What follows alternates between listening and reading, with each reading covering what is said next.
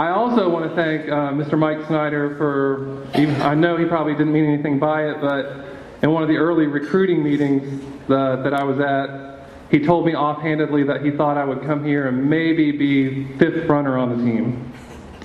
While the guy sitting next to me, who was also an incoming freshman, would probably come in and take over and be number 1 on the team. And that's all I needed to hear to run. I think I ran more miles that summer than I had ever run in my whole life, just to prove him wrong.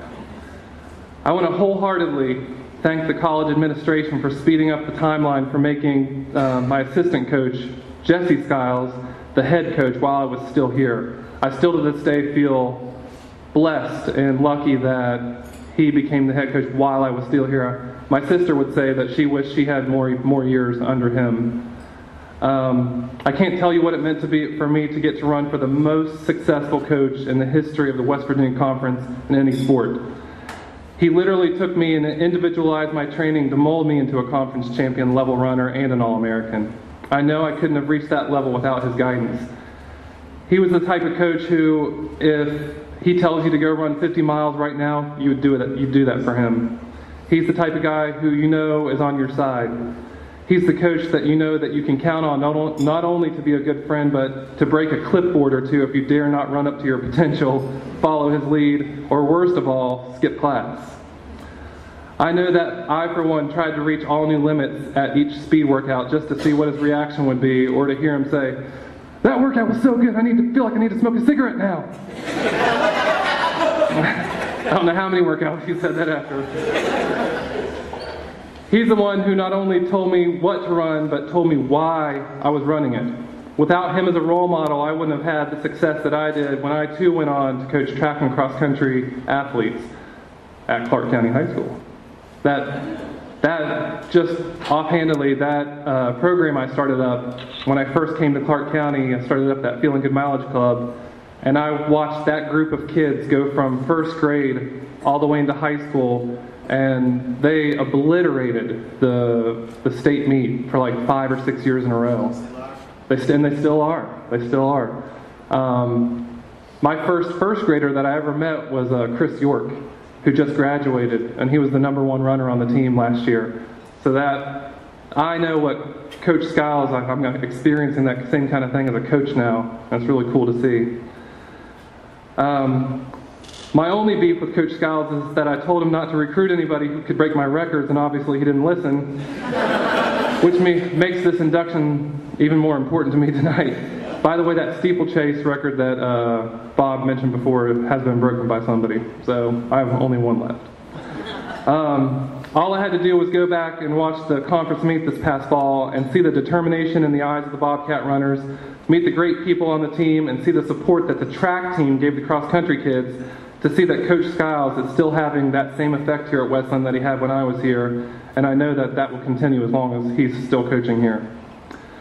Finally, I want to thank the man who not only is inspiring me as a person, but without him, I definitely would not have achieved half of what I did.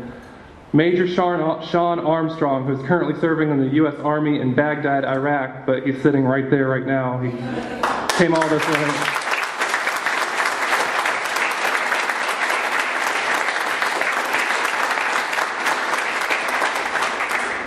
If I'm right, Sean was the first in his family to go to college, to earn a degree.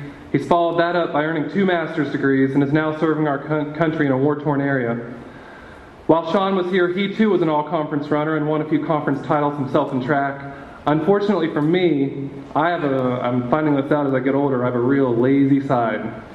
And without motivation, I don't have the instinct to go out and just enjoy a nice run. One of my other former coaches, Mike Kuba, once said that he just doesn't feel right if he can't get out every day and get that run in, and it's like a natural high to him, and I'm still wondering what was he talking about. I don't get it. I'm just competitive. I don't just enjoy to go run.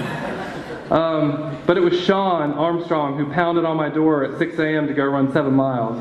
And it was Sean who, if he ran 90 miles in 1 week, would cause me to want to go out and run 95 miles. It was he who would take off on a side trail on a training run and cause me to have to race him in practice to beat him to the end of it.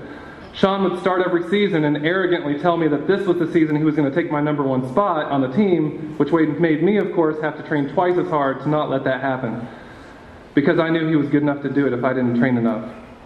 If I was tired or sore, it was he who would make me feel like dirt for even saying it, or tell me where that we were going running anyway. Like a yearbook caption that we saw again today said, "Nobody works harder than Sean Armstrong, and no runner here did, and I benefited because of him." And most important of all to me is that even though, as you can see, he's small in stature, I think he's 5'3", not 5'4", he has a heart that's bigger than anyone I've ever met and has been a good friend to me no matter where he's been on the planet. So thank you, Sean, for being that good friend.